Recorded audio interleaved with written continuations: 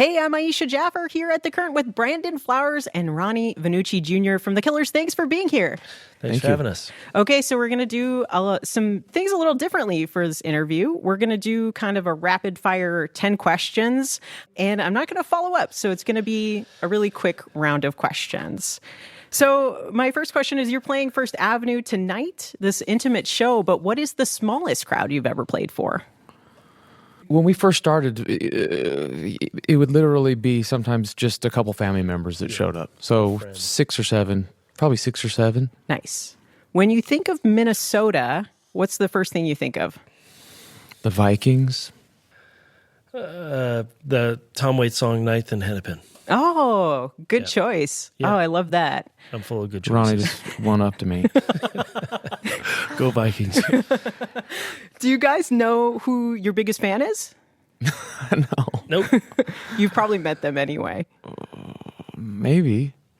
What is the moment in which you knew music was going to be your life? How do you not sound pretentious? I mean, do you remember? Well, I mean, I knew I loved it, and I knew I was drawn to it, and there were feelings that I would get from bands that I loved. Mm-hmm. I realize now that maybe I was having stronger reactions than a typical person, that's not as musical or heavily influenced by music would have. So I was having this relationship with it that was pretty intense, I think, as a teenager. you're back on top. Okay, and so that Back on top of was that question. so that happened, and then it wasn't until I was around 19. It's funny, a lot of the bands I grew up listening to were influenced by David Bowie, but I didn't go to that source until I was 19, and I got Hunky Dory, and for some reason, which is this, it's a masterpiece. For some reason, hearing that made me think, oh, this is what I'm going to do. Even though it's a very unattainable level of music for most people, and I don't know that I'll ever get there if I've ever gotten there or whatever. But that, for some reason, that was like, oh yeah, this is what I'm going to do. Yeah, there is this ledge that you let yourself go on that somebody with a normal brain might not go out to. You make certain sacrifices in your life without even knowing the real sacrifices, just to satisfy this feeling that's in you. That's this, I got to do this. And, Yeah, it's like following a calling, really. yeah, it's weird. And it, you're not sure you can really define it. Even, I'm 47. I don't really know how to put it into words, but it's a feeling you have even when you're just a little kid, just a wee boy. All right, what's the best advice you've ever been given? Remember that right before the COVID lockdown happened, we did an interview where we did our best piece of advice together. Yeah. And I couldn't think of anything, so I chose a really bad piece of advice that was that I didn't adhere to, became positive. Yeah, that counts. Yeah. God. You wanna hear it? It was from a heavy hitter at a record label. I will leave nameless. No. No, I can't. And just telling me that I needed, insinuating that I should be a star on stage and off the stage. And what he would give examples of people that were making headlines for their behavior, which wasn't always like a stellar or great behavior, but they were making headlines, and then they were doing shows and making more headlines, and I knew it was wrong. I sat there and I was a young kid still, but I knew it didn't feel right. And so I've tried my best, to follow my own moral compass, and we're lucky that we work out with. I'm not so much a star off the stage in that respect. And so I didn't take that advice, and that was good. Yeah, that was like a good derailment from it. I love that. What about you, Ronnie? Advice? Yeah, best advice you've ever been given. Oh, I could remember somebody, again, not dropping any names, but there was one person that says, don't become a bank to your friends and family. It was another guy that says, or a girl actually that said, typical things like don't abandon who you are for this, for a momentary thing, stick to the guns type of thing. So I don't know, This isn't advice, here's some but advice. something that's helped me is the it's just more like a thought, is that comparison is the thief of joy. And that helps me sometimes. Oh, I love that. I need it. I need it every day. Yeah. I need to wake up and Makes you human. Yeah.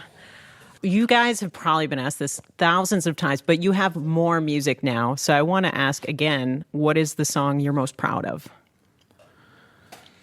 It's one of those that changes, and so it's tough to answer. I'm trying to think right now. We've been off for a little bit right now. We haven't been Yeah, we're in home mode. Yeah. I'm so proud of what we did with Imploding the Mirage, which is the tour we're supporting right now. We're sort of coming off of that because I think we sort of got to a place we haven't explored before. We did the whole record differently.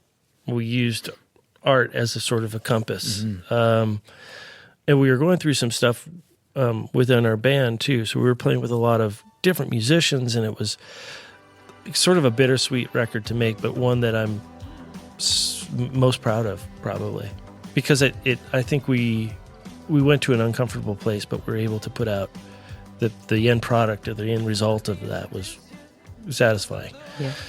And musically and lyrically, especially, I have a umbilicus. I'm tied to that whole thing. It's not just one song, but there are a lot of great moments in there.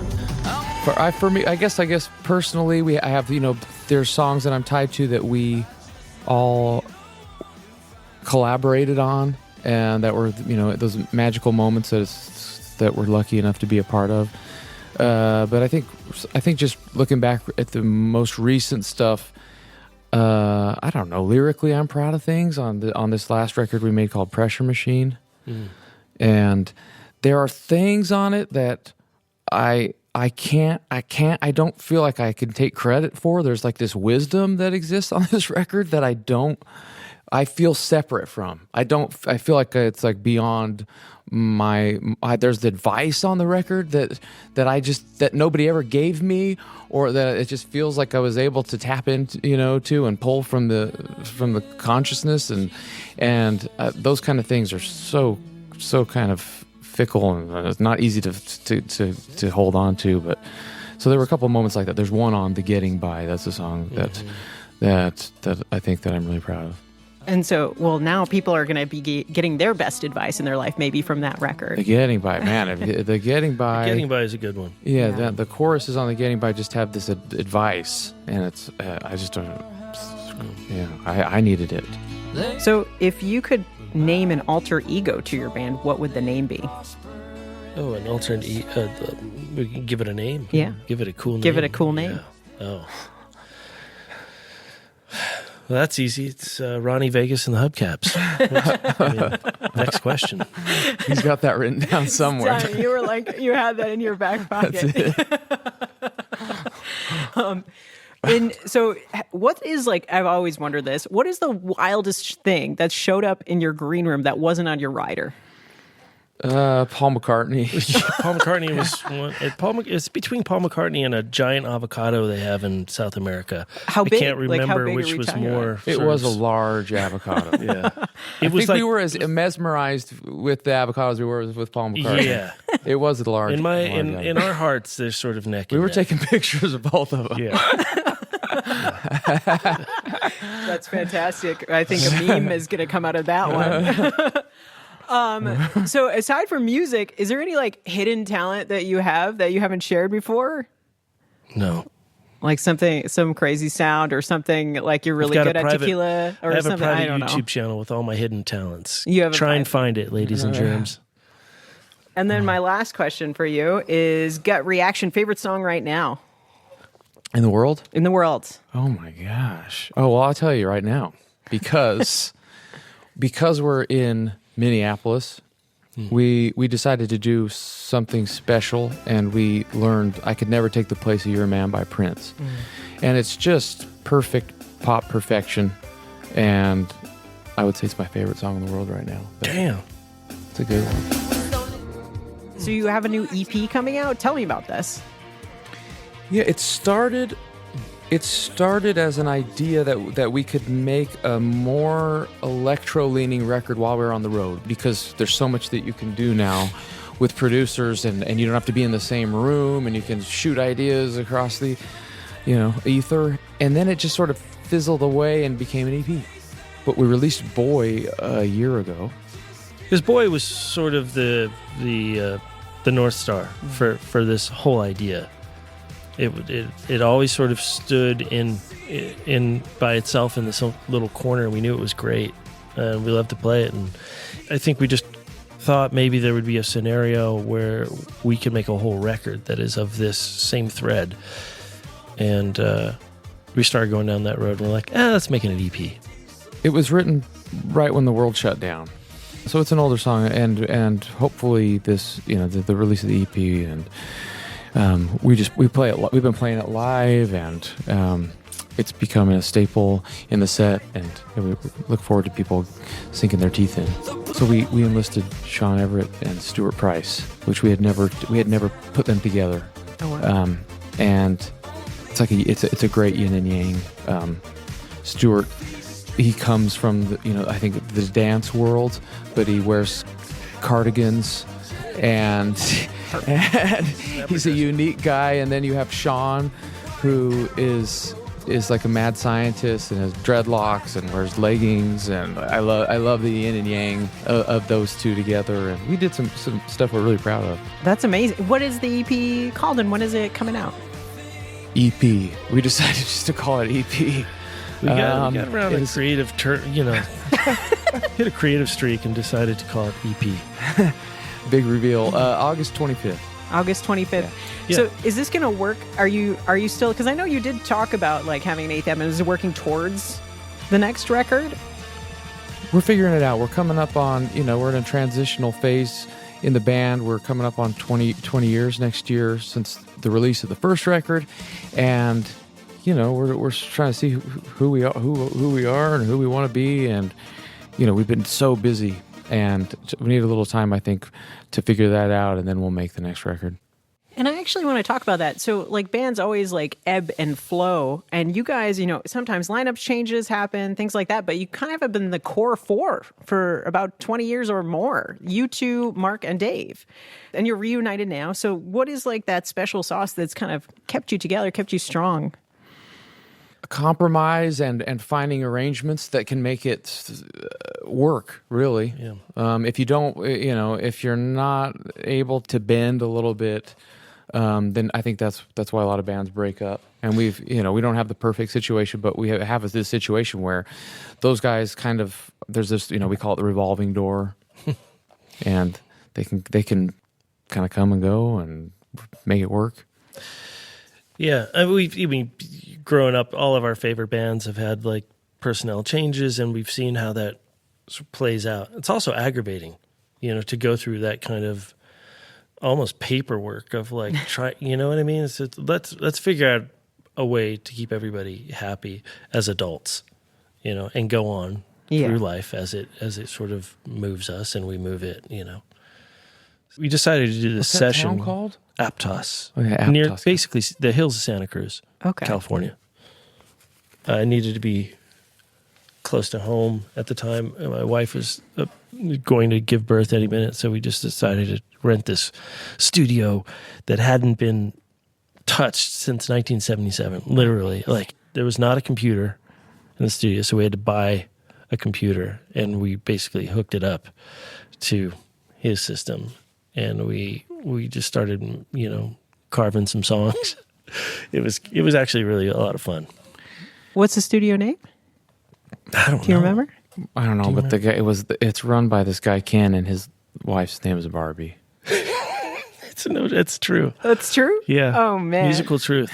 It was a crazy time. But you said it's not. It was a crazy few days, It was. because we're in this band that's like we're by all accounts like we're successful, and we were it was their house, so they went to stay in a trailer outside. The green room was their living room, and the bathroom. Yeah, their bathroom was our bathroom, and so the guy if he wanted to watch the 49ers, he was just in there watching the 49ers. His wife was in the trailer outside, and I was like, "What are we doing?"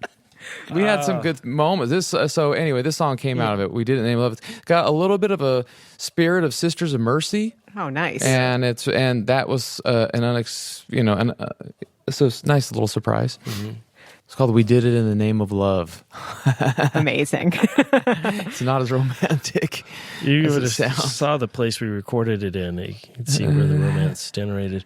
How did you end up in this studio, though? Just curious. As you describe it, it's so amusing. We've got. I think we were just. It was the place that we could find that Ronnie could get to because he needed to be able to get home in a hurry. And congratulations to you as well. Oh no, it's still.